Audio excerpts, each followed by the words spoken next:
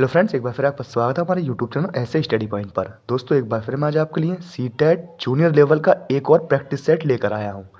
और दोस्तों, आज इस प्रैक्टिस सेट में बाल विकास एवं शिक्षा शास्त्र से संबंधित जो भी प्रश्न होंगे उसे इस वीडियो में कवर करेंगे। और दोस्तों, आपका कितना स्कोर रहता है वो कमेंट में आप मेंशन ज़रूर किया करें। तो आइए दोस्तों, वीडियो शुरू कर लेते हैं। पहला प्रश्न है, बच्चों में ज्ञान की रचना करने और अर्थ का निर्माण करने की क्षमता होती है। इस परिप्रेक्ष्य में एक शिक्षक की भूमिका है। आपके ऑप्शन है संप्रेषक और व्याख्याता की, सुगमकर्ता की, निर्देशक की या तालमेल बैठाने वाले की। 4 विकल्प दे रखे हैं दोस्तों, सही विकल्प का यहां पर आपको चयन करना है। तो पहले नंबर का जो प्रश्न है दोस्तों, उसका जो राइट आंसर आपका चला जाएगा, यानी एक शिक्षक की भूमिका जो होती है बच्चे के लिए वो एक सुगमकर्ता की होती है, जो चीज़ों को सरल कर दे, यानी कि ऑप्शन सेकंड जो है इसका राइट आंसर चला जाएगा। अगला प्रश्न देख लेते हैं। निम्न में से कौन सी विशेषता प्रतिभाशाली बच्चों की नहीं है? आपके ऑप्शन है उच्च आत्म क्षमता, निम्न औसतीय मानसिक प्रक्रियाएं, अंतर्दृष्टि पूर्वक समस्याओं का समाधान करना, उच्चतर श्रेणी की मानसिक प्रक्रियाएं। 4 विकल्प हैं दोस्तों, सही विकल्प यहां पर आपको चूज करना है इसका। तो सेकंड नंबर का जो राइट आंसर आपका चला जाएगा, यानी वो विकल्प हमें यहां पर चूज करना है दोस्तों जो प्रतिभाशाली बच्चों की विशेषता में नहीं आता है। तो जो नहीं आ जाएगा वो आ जाएगा ऑप्शन सेकंड आ जाएगा दोस्तों, निम्न औसतीय मानसिक प्रक्रियाएं। ऑप्शन सेकंड जो है इसका राइट आंसर हो जाएगा। अगला प्रश्न देख लेते हैं। थर्ड नंबर प्रश्न है, सामाजिक नियमों व कानूनों के विरुद्ध व्यवहार करने वाला बालक कहलाता है। आपके ऑप्शन है पिछड़ा बालक, मंदबुद्धि बालक, जड़बुद्धि बालक या बाल अपराधी। दोस्तों, 4 विकल्प दे रखे हैं, सही विकल्प यहां पर आपको बताना है। तो थर्ड नंबर का जो राइट आंसर आपका चला जाएगा दोस्तों, वो चला जाएगा, यानी जो सामाजिक नियमों और कानूनों के विरुद्ध व्यवहार करता है वो बालक बाल अपराधी कहलाता है, यानी कि ऑप्शन 4 जो है इसका राइट आंसर चला जाएगा। अगला प्रश्न है, फोर्थ नंबर प्रश्न है, एक शिक्षक को कक्षा में कार्य करना चाहिए। आपके ऑप्शन है प्रगतिशील भूमिका में, प्रभुत्ववादी भूमिका में, प्रजातांत्रिक भूमिका में या प्रभावशाली भूमिका में। तो 4 ऑप्शन दे रखे हैं दोस्तों, सही विकल्प को यहां पर आपको चयन करना है। तो दोस्तों, जो शिक्षक का कार्य होना चाहिए वो प्रजातांत्रिक भूमिका में होना चाहिए, यानी वो सभी को अपने ध्यान में रखना चाहिए, यानी कि ऑप्शन थर्ड जो है इसका राइट आंसर हो जाएगा।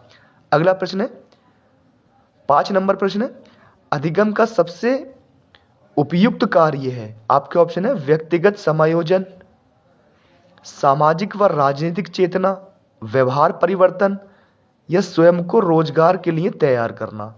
4 ऑप्शन दे रखे हैं दोस्तों, सही ऑप्शन यहां पर चूज करना है आपको। तो 5 नंबर जो प्रश्न है उसका जो राइट आंसर आपका चला जाएगा वो ऑप्शन थर्ड के साथ चला जाएगा, यानी कि अधिगम का सबसे उपयुक्त कार्य जो होता है वो व्यवहार में परिवर्तन लाना होता है। ऑप्शन थर्ड जो है इसका राइट आंसर हो जाएगा। अगला प्रश्न है 6 नंबर प्रश्न है, एक शिक्षक बच्चे द्वारा की गई छोटी छोटी गलतियों पर क्रोध प्रकट करता है। ये इंगित करता है कि वह बच्चे का शुभ चिंतक है, उसमें ज्ञान की कमी है, वह कुंठित है, वह संवेदनात्मक रूप से संतुलित नहीं है। सही ऑप्शन का दोस्तों यहां पर आपको चयन करना है। तो प्रश्न 6 का जो राइट आंसर आपका चला जाएगा दोस्तों वो ऑप्शन 4 के साथ चला जाएगा, वह संवेदनात्मक रूप से संतुलित नहीं है। ऑप्शन 4 जो है इसका राइट आंसर हो जाएगा। अगला प्रश्न है 7 नंबर प्रश्न है, एनसीएफ 2005 के संबंध में निम्न में से कौन सा कथन सही है? आपका ऑप्शन है ये भारत की विद्यालयी शिक्षा के संबंध में एक संवैधानिक संशोधन है। ये एनसीईआरटी द्वारा तैयार किया गया दस्तावेज है जो भारत की विद्यालयी शिक्षा के संबंध में संस्तुतियां प्रस्तुत करता है। ये भारत में गुणात्मक शिक्षा के संबंध में यूनेस्को और भारत द्वारा हस्ताक्षरित दस्तावेज है या उपर्युक्त में से कोई नहीं। दोस्तों 4 ऑप्शन दे रखे हैं, सही ऑप्शन यहां पर आपको चयन करना है सही ऑप्शन का। तो 7 नंबर जो प्रश्न है उसका राइट आंसर आपका चला जाएगा वो ऑप्शन सेकंड के साथ चला जाएगा। ये NCERT द्वारा तैयार किया गया दस्तावेज है जो भारत की विद्यालय शिक्षा के संबंध में संस्तुतियां प्रस्तुत करता है। ऑप्शन सेकंड जो है इसका राइट आंसर हो जाएगा। अगला प्रश्न है 8 नंबर प्रश्न है, अधिगम्य आकलन किस लिए आवश्यक होता है? आपके ऑप्शन है ग्रेड एवं अंकों के लिए, जांच परीक्षण के लिए, प्रेरणा के लिए या पृथक्करण और श्रेणीकरण के उद्देश्यों को प्रोत्साहन देने के लिए। सही ऑप्शन का दोस्तों यहां पर आपको चयन करना है। तो अधिगम्य आकलन किसके लिए होता है दोस्तों? ये प्रेरणा के लिए होता है, यानी कि 8 नंबर प्रश्न का जो राइट आंसर चला जाएगा वो ऑप्शन थर्ड के साथ चला जाएगा। 9 नंबर प्रश्न है, कौशल सीखने की पहली अवस्था है। आपके ऑप्शन है यथार्थता, कल्पनाशीलता, समन्वय या अनुकरण। सही ऑप्शन दोस्तों यहां पर आपको इसका बताना है। तो प्रश्न 9 जो है उसका जो राइट आंसर आपका चला जाएगा वो ऑप्शन 4 के साथ चला जाएगा, यानी कि अनुकरण के साथ चला जाएगा। Option 4 is right answer. 10 number प्रश्न है, मानसिक आयु के प्रत्यय का सर्वप्रथम प्रयोग किया था तो किसने किया था? थॉर्नडाइक ने, गिलफोर्ड ने, स्पीयरमैन ने या बिने साइमन ने। 4 ऑप्शन दे रखे हैं दोस्तों, सही ऑप्शन यहां पर आपको बताना है। तो मानसिक आयु प्रत्यय का जो सर्वप्रथम प्रयोग किया था दोस्तों वो बिने साइमन ने किया था, यानी कि ऑप्शन 4 जो है इसका राइट आंसर चला जाएगा। अगला प्रश्न है 11 नंबर प्रश्न है, शैशवावस्था के लिए उत्तम शिक्षण विधि है। आपके ऑप्शन है मॉन्टेसरी विधि, खेल विधि, किंडरगार्टन विधि या ये सभी। सही ऑप्शन दोस्तों यहां पर आपको इसका चयन करना है 11 नंबर का।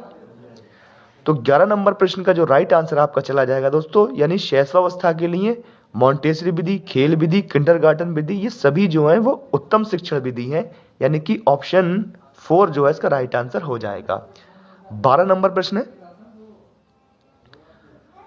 प्रेरणाएं अनुभूतियों के संतुष्टिकरण की अवस्थाओं तक पहुंचने और व्यक्तिगत लक्ष्यों को प्राप्त करने की आवश्यकता को संबोधित करती हैं। अब क्या कौन सी प्रेरणाएं होती हैं दोस्तों? वो प्रभावी, भावात्मक, संरक्षण उन्मुखी या सुरक्षा उन्मुखी। आपको 4 ऑप्शन दे रखे हैं दोस्तों, सही ऑप्शन यहां पर आपको बताना है वो कौन सी प्रेरणाएं होती हैं। दोस्तों प्रश्न 12 का जो राइट आंसर आपका चला जाएगा वो चला जाएगा आपका भावात्मक प्रेरणा के साथ, यानी कि ऑप्शन सेकंड जो है इसका राइट आंसर हो जाएगा। 13 नंबर प्रश्न देख लेते हैं, निम्नलिखित में से कौन सा कारक अधिगम को सकारात्मक प्रकार से प्रभावित करता है? आपके ऑप्शन है अनुत्तीर्ण हो जाने का भय, सहपाठियों से प्रतियोगिता, अर्थपूर्ण संबंध या माता पिता की ओर से दबाव। 4 ऑप्शन है दोस्तों, सही ऑप्शन यहां पर आपको बताना है। तो 13 नंबर प्रश्न का जो राइट आंसर आपका चला जाएगा वो आपका चला जाएगा अर्थपूर्ण संबंधों के साथ चला जाएगा, यानी कि ऑप्शन 3 जो है इसका राइट आंसर हो जाएगा। 14 नंबर प्रश्न है, आकलन। आकलन के बारे में देख लेते हैं, क्या कौन सा कथन सत्य हो जाएगा दोस्तों? यहां पर सही हो जाएगा, बच्चों के लेवल करने और वर्गीकृत करने की अच्छी रणनीति है, बच्चों में प्रतियोगितात्मक भावना को सक्रिय रूप से बढ़ावा देना है, सीखने को सुनिश्चित करने के लिए तनाव और दबाव को उत्पन्न करना है, सीखने में सुधार का एक तरीका है।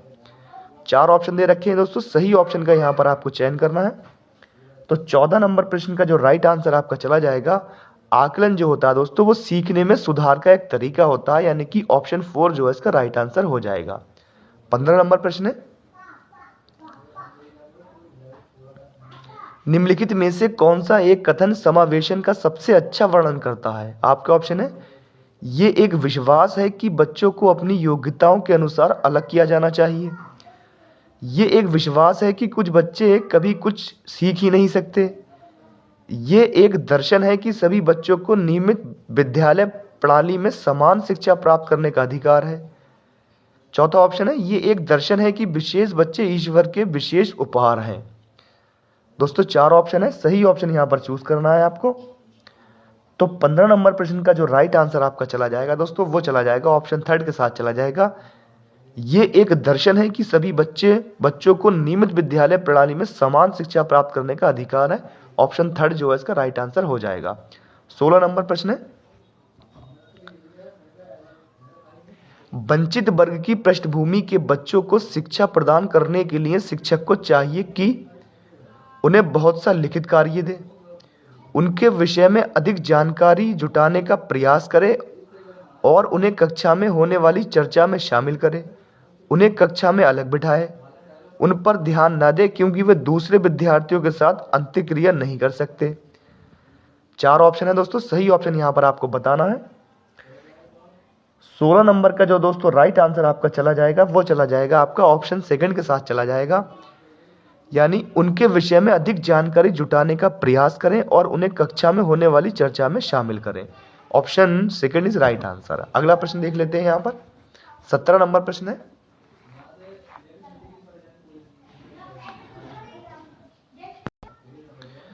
निम्न में से कौन सी सामाजिक रूप से वंचित की समस्या नहीं है? आपका ऑप्शन है सीखने के लिए प्रेरणा का अभाव, सृजनशीलता को पोषित होने के अवसर नहीं मिलना, रहने के लिए स्वस्थ परिवेश का अभाव, विद्यालय में पक्षपातपूर्ण वातावरण का सामना करना। सही ऑप्शन दोस्तों यहां पर आपको बताना है। तो 17 नंबर का जो आपको राइट आंसर चला जाएगा, यानी समस्या नहीं में पूछा है दोस्तों, तो इसका जो राइट आंसर हो जाएगा वो ऑप्शन फर्स्ट के साथ चला जाएगा, सीखने के लिए प्रेरणा का अभाव जो है इसका राइट आंसर हो जाएगा। 18 नंबर प्रश्न है, शिक्षण प्रक्रिया में विद्यार्थी है आश्रित चर, स्वतंत्र चर, मध्यस्थ चर या इनमें से कोई नहीं। 4 ऑप्शन है दोस्तों, सही ऑप्शन यहां पर आपको बताना है। तो शिक्षण प्रक्रिया में जो विद्यार्थी होता है दोस्तों वो आश्रित चर होता है, यानी कि 18वें नंबर का जो राइट आंसर हो जाएगा वो ऑप्शन ए के साथ चला जाएगा। अगला प्रश्न है 19 नंबर प्रश्न है, आरटीई एक्ट 2009 के अनुसार शिक्षक हेतु प्रति सप्ताह में कार्य के घंटे निर्धारित हैं। आपके ऑप्शन है 40 घंटे, 42 घंटे, 45 या 48 घंटे। सही ऑप्शन दोस्तों यहां पर आपको बताना है इसका। तो दोस्तों आरटीई एक्ट 2009 के अनुसार एक सप्ताह में प्रति सप्ताह में शिक्षक के जो घंटे निर्धारित किए गए हैं वो आपके किए गए हैं 45 घंटे निर्धारित किए गए हैं, यानी कि ऑप्शन थर्ड जो है इसका राइट आंसर हो जाएगा। 20 नंबर प्रश्न है, छात्र में रुचि उत्पन्न करने की कला है। आपके ऑप्शन है शिक्षण, सहानुभूति, समदृष्टि या प्रेरणा। 4 ऑप्शन है दोस्तों, सही ऑप्शन यहां पर आपको बताना है। तो 20 नंबर का जो राइट आंसर आपका हो जाएगा दोस्तों वो चला जाएगा आपका ऑप्शन 4 के साथ चला जाएगा, यानी कि प्रेरणा छात्र में रुचि उत्पन्न करने की कला है। ऑप्शन 4 जो है इसका राइट आंसर हो जाएगा। 21 नंबर प्रश्न है, कक्षा शिक्षण में पाठ प्रस्तावना सोपान सीखने के किस नियम पर आधारित है? आपके ऑप्शन है प्रभाव का नियम, सदृशता का नियम, तत्परता का नियम या सहचर्य का नियम।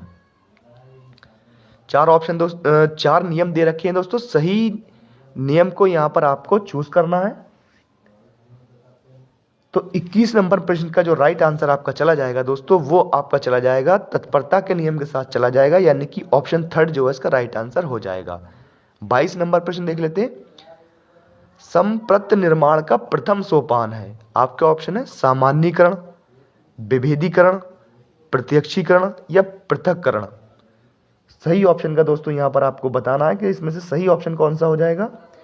तो 22 नंबर प्रश्न का जो राइट आंसर आपका चला जाएगा यानी कि संप्रत्य निर्माण का प्रथम सोपान जो है वो प्रत्यक्षीकरण होता है, यानी कि ऑप्शन थर्ड जो है इसका राइट आंसर हो जाएगा। अगला प्रश्न है 23 नंबर प्रश्न यहां पर देख लेते हैं, प्रेक्षणात्मक अधिगम संप्रत्य द्वारा दिया गया था। किसके द्वारा दिया गया था दोस्तों? टोलमैन, बैंडूरा, थॉर्नडाइक या कोहलर। सही ऑप्शन यहां पर आपको बताना है दोस्तों। 23 नंबर प्रश्न का जो राइट आंसर आपका चला जाएगा दोस्तों, यानी प्रेक्षणात्मक अधिगम संप्रत्य जो दिया था वो बैंडूरा द्वारा दिया गया था। ऑप्शन सेकंड जो है इसका राइट आंसर हो जाएगा। अगला प्रश्न है 24 नंबर प्रश्न है, अल्बर्ट बैंडूरा निम्न में से किस सिद्धांत से संबंधित है? सामाजिक अधिगम सिद्धांत, व्यवहारात्मक सिद्धांत, विकास का संज्ञानात्मक सिद्धांत या विकास का मनोसामाजिक सिद्धांत। दोस्तों 4 सिद्धांत दे रखे हैं दोस्तों। अल्बर्ट बेंडूरा का सिद्धांत यहाँ पर आपको चयन करना है। दोस्तों यहाँ पर 24 नंबर प्रश्न का जो राइट आंसर आपका चला जाएगा वो चला जाएगा, यानी कि अल्बर्ट बेंडूरा ने जो सिद्धांत दिया था उसका नाम था सामाजिक अधिगम सिद्धांत था, यानी कि ऑप्शन फर्स्ट जो है इसका राइट आंसर हो जाएगा। अगला प्रश्न है 25 नंबर प्रश्न है, प्राथमिक स्तर पर दबे समिति ने किन विषयों में अपेक्षित अधिगम स्तर का निर्धारण किया था? आपके ऑप्शन है गणित अध्ययन, पर्यावरण अध्ययन, भाषा अध्ययन या ये सभी। 4 ऑप्शन दे रखे हैं दोस्तों, सही ऑप्शन यहां पर आपको बताना है। तो 25 नंबर का जो राइट आंसर आपका चला जाएगा वो ऑप्शन 4 के साथ चला जाएगा, ये सभी के साथ चला जाएगा। Option 4 is right answer. अगला प्रश्न है, निम्नलिखित में से कौन सा सीखने का नियम नहीं है? आपके ऑप्शन है तत्परता का नियम, तनाव का नियम, प्रभाव का नियम या अभ्यास का नियम। सही ऑप्शन दोस्तों यहां पर आपको बताना है। तो 26 नंबर का जो राइट आंसर आपका चला जाएगा दोस्तों, यानी सीखने का नियम नहीं पूछा है तो तत्परता का नियम तो है सीखने का दोस्तों, थॉर्नडाइक के ये प्राथमिक नियम है, प्रभाव का नियम भी है, अभ्यास का नियम है, लेकिन तनाव का नियम उन्होंने नहीं दिया था, यानी कि ऑप्शन थर्ड जो है वो ऑप्शन सेकंड जो है इसका राइट आंसर हो जाएगा। 27 नंबर प्रश्न है, बच्चों के बारे में निम्नलिखित कथनों में से कौन से सही हैं? आपके यहां पर पहले कथन पढ़ लेते हैं। बच्चे जानकारी के निष्क्रिय प्राप्त करता है, तो ये तो दोस्तों गलत हो जाएगा। बच्चे समस्या समाधान करता है, बच्चे वैज्ञानिक शोध करता है, बच्चे पर्यावरण के सक्रिय अन्वेषक हैं। अब इनमें से जो सही कथन है दोस्तों वो आपको बताना है। यहाँ पर 4 ऑप्शन आपके दे रखे हैं दोस्तों। तो इसमें से दोस्तों ये जो पहला वाला है ये तो गलत हो जाएगा कि बच्चे निष्क्रिय तो है नहीं, बच्चे सक्रिय प्राप्तकर्ता होते हैं, बच्चे समस्या समाधान करता बिल्कुल होते हैं दोस्तों, बच्चे वैज्ञानिक शोधकर्ता भी हैं और पर्यावरण के सक्रिय अन्वेषक भी होते हैं। यानी दूसरा, तीसरा और जो फोर्थ ऑप्शन जो कथन जो है वो ठीक हो जाएंगे दोस्तों। तो देख लेते हैं, दूसरा, तीसरा और चौथा जो है वो पहले वाले ऑप्शन में है, तो ऑप्शन फर्स्ट जो है इसका राइट आंसर हो जाएगा। अगला प्रश्न देख लेते हैं 28 नंबर प्रश्न,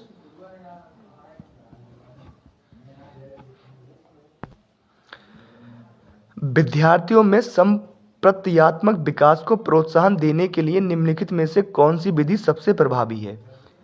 आपके ऑप्शन है यदि करने के लिए कहकर विद्यार्थियों के गलत विचारों को सही विचारों में बदलना, विद्यार्थियों को बहुत से उदाहरण देना और उन्हें तर्क शक्ति का उपयोग करने के लिए प्रोत्साहित करना, जब तक विद्यार्थियों में वांछित संप्रत्यात्मक परिवर्तन ना हो जाए तब तक दंड का उपयोग करना, या पुराने प्रत्ययों से किसी संदर्भ के बिना नए प्रत्ययों को अपने आप समझ जाना चाहिए। 4 कथन दे रखे हैं दोस्तों, सही कथन यहां पर आपको चूज करना है। तो 28 नंबर का दोस्तों जो राइट आंसर आपका चला जाएगा वो आपका चला जाएगा ऑप्शन सेकंड के साथ चला जाएगा, यानी कि आपका विद्यार्थियों को बहुत से उदाहरण देना और उन्हें तर्क शक्ति का उपयोग करने के लिए प्रोत्साहित करना। ऑप्शन सेकंड जो है इसका राइट आंसर हो जाएगा। अगला प्रश्न है 29 नंबर प्रश्न यहां पर देख लेते हैं,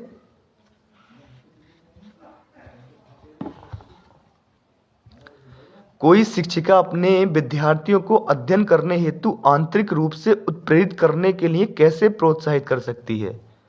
आपके ऑप्शन है प्रतियोगितात्मक परीक्षण से, व्यक्तिगत लक्ष्य निर्धारित करने और उनमें निपुणता पाने में उन्हें मदद देकर, साफ दिखाई पड़ने वाले इनाम देकर जैसे टॉफी, या फोर्थ ऑप्शन है उनमें चिंता और डर पैदा करके। दोस्तों 4 ऑप्शन है, सही ऑप्शन को यहां पर आपको बताना है। तो 29 नंबर का जो राइट आंसर आपका चला जाएगा दोस्तों वो चला जाएगा आपका ऑप्शन सेकंड के साथ चला जाएगा, व्यक्तिगत लक्ष्य निर्धारित करने और उनमें निपुणता पाने में उन्हें मदद देकर प्रोत्साहित कर सकती है, यानी कि ऑप्शन सेकंड जो है वो इसका राइट आंसर हो जाएगा। दोस्तों इस प्रैक्टिस सेट का अंतिम प्रश्न यहां पर देख लेते हैं, यानी कि बाल विकास एवं शिक्षा शास्त्र का अंतिम प्रश्न, यानी कि 30 नंबर प्रश्न है, मनोविज्ञान का शिक्षा के क्षेत्र में सबसे बड़ा योगदान है। आपका ऑप्शन है विषय केंद्रित शिक्षा, शिक्षक केंद्रित शिक्षा, क्रिया केंद्रित शिक्षा या बाल केंद्रित शिक्षा। दोस्तों 4 ऑप्शन दे रखे हैं, सही ऑप्शन यहां पर आपको बताना है। 30 नंबर प्रश्न का जो राइट आंसर आपका चला जाएगा दोस्तों वो आपका चला जाएगा, यानी कि मनोविज्ञान का शिक्षा के क्षेत्र में सबसे बड़ा योगदान जो है वो है आपका बाल केंद्रित शिक्षा के में योगदान है, यानी कि ऑप्शन 4 जो है इसका राइट आंसर हो जाएगा। तो दोस्तों यहाँ पर 30 प्रश्न पूरे हो चुके हैं। आपका कितना स्कोर रहा वो कमेंट में ज़रूर मेंशन करें, और वीडियो अगर पसंद आई हो तो वीडियो को लाइक और चैनल को सब्सक्राइब भी ज़रूर करें।